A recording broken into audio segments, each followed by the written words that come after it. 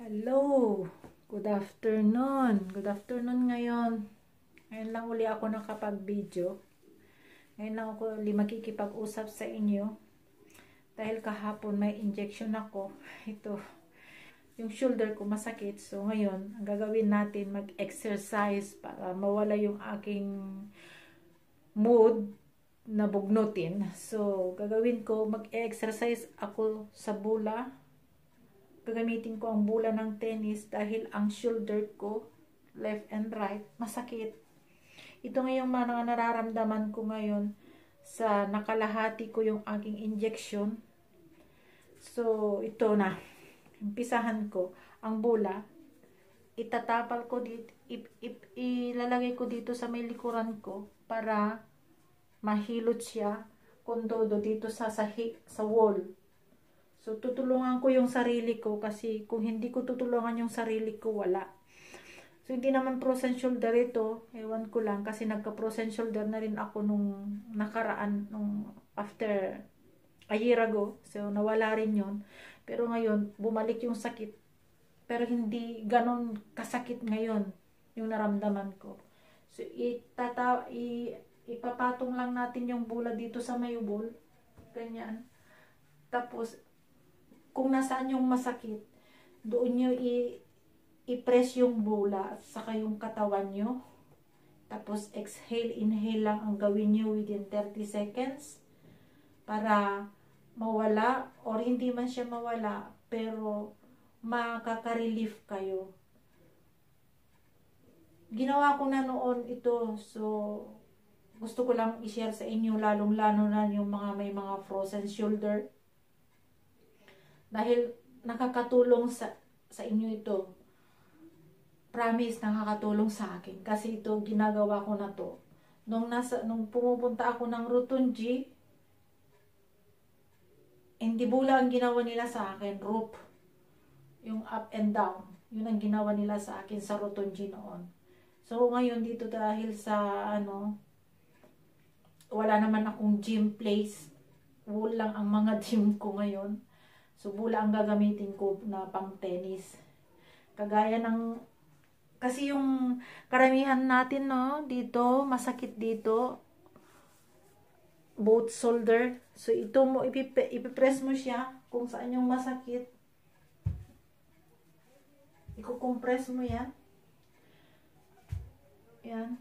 Pero, mag-ingat lang kayo sa wall, minsan. Yan, i-compress lang ng 30 seconds din. With exhale, inhale. Para yung ugat na malalim, mapipress mo siya.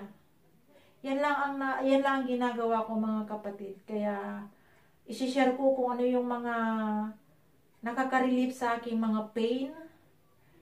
Share ko lang sa inyo kasi alam ko na marami rin nagdadaing sa shoulder pain. So, nakakatulong ito guys. So, gawin nyo yan. Anyaan nyo lang siya kung nag-bouncing. At ito isusunod kasi hindi ko siya maiangat. Yan ang diferensya. Yan ang diferensya niya. So, pag inangat ko yung kamay ko, sumasama siya, pero ang masakit dito. Kaya pag inangat ko yan, sumasakit yan. Kaya kung saan yung masakit, ipe-press ko uli siya. Kasi andun yung ugat na, yan, ulupot ba? Kasi sa dami sa dami ko ng pinagdaanan na hirap, pinagdaanan na trabaho, ayun, ngayon ito gagawin ko, ganyan din. 30 seconds din yan kung saan yung masakit. Hanggat kaya nyo, i-press nyo siya. Pero wag nyo nang galawin yung bola. Kung tamaan nyo yung masakit, wag nyo nang galawin yung bola kasi masakit din yung ugat. Kaya, bilang lang kayo ng 30 seconds or counting lang kayo ng 1 up to 20, okay na yun. Para dahan-dahan lang Tapos, nakita nyo to? Dito lang ang aking gym. Ano to? Rubber with a belt. Inipit ko lang sa may pintuan. Ngayon ang gagawin ko nito. Natapos na yung bula, ano. Ngayon ang gagawin ko dito. Ilalagay ko yung kamay ko na ganyan. Pero sa likod. So, ganito. Yan. Ganyan. Yan. Hawakan ko yung kamay kong isa. Hawakan ko yung kamay kong isa para matulungan niya yung kamay kong hihilain doon sa gilid. Tapos, para mabinat, aray ko, para mabinat ito. Ito, kasi yung may ugat dyan na masakit. Yan ang gagawin ko para mabinat. Tapos, ibinat ko siya, i-extend ko yung aking kamay. Mabinat siya, pero i-stand straight. Masakit gawin, pero pagtiisan mo kahit 1 to 10 lang para yung ugat mo may stretch siya.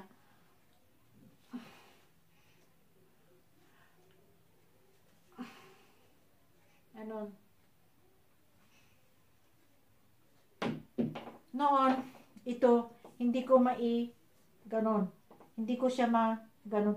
Ngayon may diferensya pa rin siya. Kahit iganon ko siya, hindi pa rin magkadugtong ito, no? Hindi pa rin siya pero magkadugtong. Kasi masakit nga. Ito nga, yung ugat niya masakit.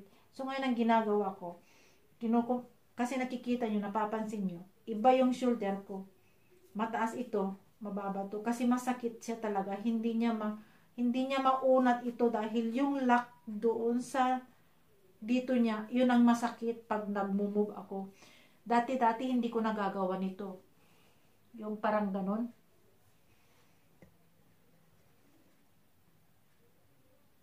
Yan, yung ganyan. Dati hindi ko yan nagagawa. Pero ngayon nagagawa ko sa loob ng 4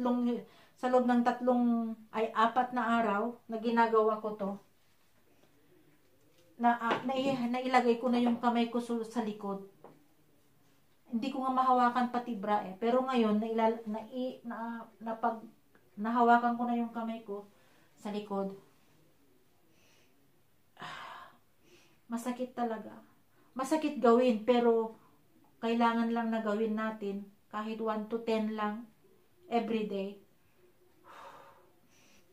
Pero wag niyo biglahin na ibaba. Wag niyo biglahin na nabitawan yung kamay. Dahan-dahan lang kasi masakit talaga. Yun ang problema ko, nakalak siya. Hindi ko maiakyat na ganyan. Hindi ko mai-release na ganyan kasi ang shoulder ko masakit.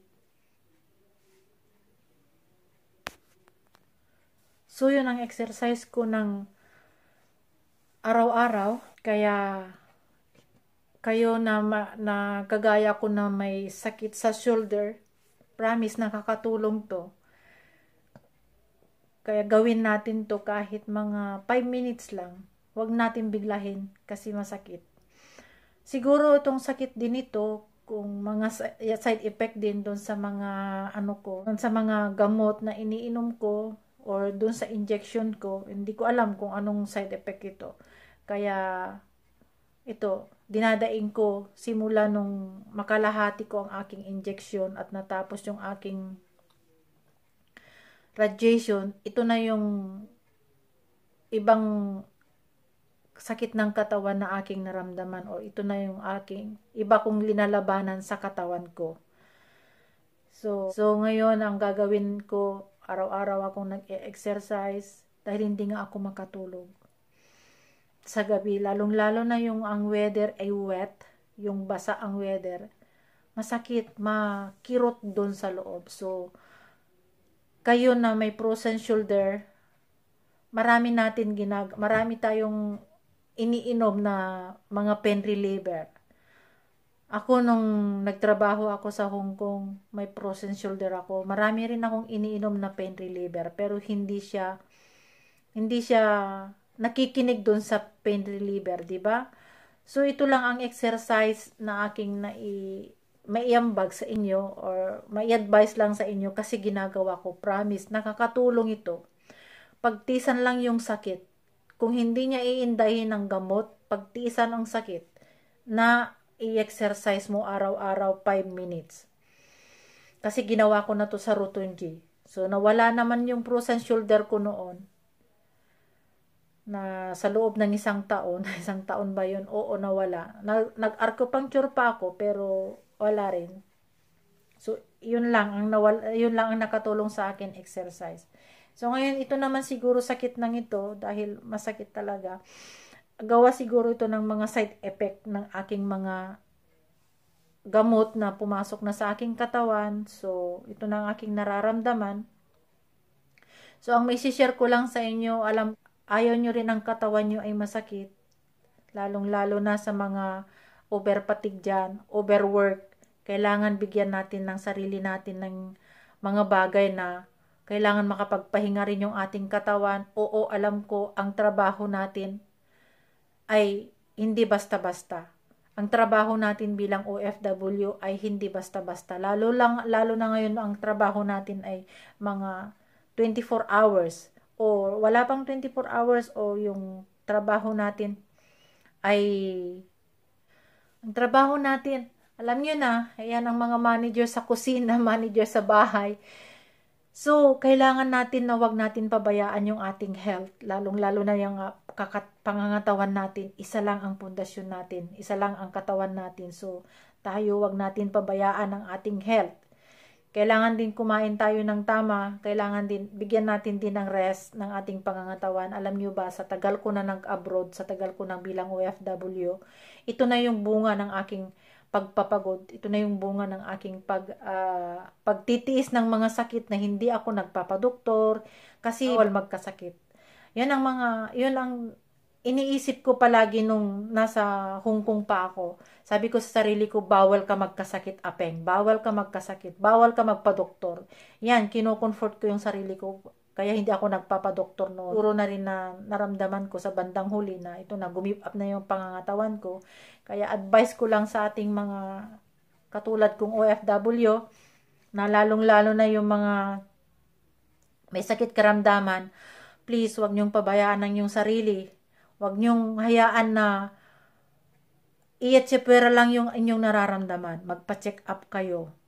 Kahit kunting bagay lang sa inyong katawan, magpa-check up kayo. Kasi lalong-lalo na pag stress kayo at walang tamang pagkain, walang tamang tulog, magpa-check up kayo as soon as possible. Yun lang ang may advice ko sa inyo. Kasi ngayon, alam kong pwede kong sasabihin sa inyo na dinanas ko ang hirap, dinanas ko rin kung paano ako naghirap sa trabaho. Ito na ngayong katawan ko, gumip up na. So marami akong pinagdaanan. As pa nga sabi ko sa una na ako'y dumaan sa chemotherapy, ay marami akong ininda sa pagdadaan ko ng chemotherapy hanggang ngayon. Marami pa akong iniinda. So mga kabayan, pangahalagahan natin yung ating pangangatawan. Siguro sabihin nyo naman sa akin siguro na, oh wala yan. Pero sa bandang huli, alam ko na mayroon akong maiambag kahit papano ang aking mga dinadaing sa aking pangangatawan kasi mahirap ang bilang OFW. Mahirap ang trabaho natin, lalong-lalo na sa ating mga pagtulog, pagkain, napapabayaan natin ang ating sarili kasi gusto lang tayo magkapera. Ako nagtrabaho ako, marami akong racket, kumbaga. Marami akong racket. So, ito lang ang aking masasabi at ito lang aking mai-share. Ito ang aking topic sa hapong ito at ito ang aking exercise sa hapong ito at ito rin ang aking mayambag sa inyo dahil first day ang aking injection sa palapit ng matapos. So, ito lang ang aking masasabi sa inyo. Sakit. Huwag nyo akong iwanan, huwag nyo akong tulugan at salamat sa inyo, sa inyong panunood at salamat sa inyo. Nandyan kayo na kinakausap ko palagi. At salamat. God bless and more blessing all of you guys na more blessing to us. God bless and see you next video. Don't forget to like and don't forget to subscribe. Don't forget to press the button so it's notifying you if I have a new video. God bless.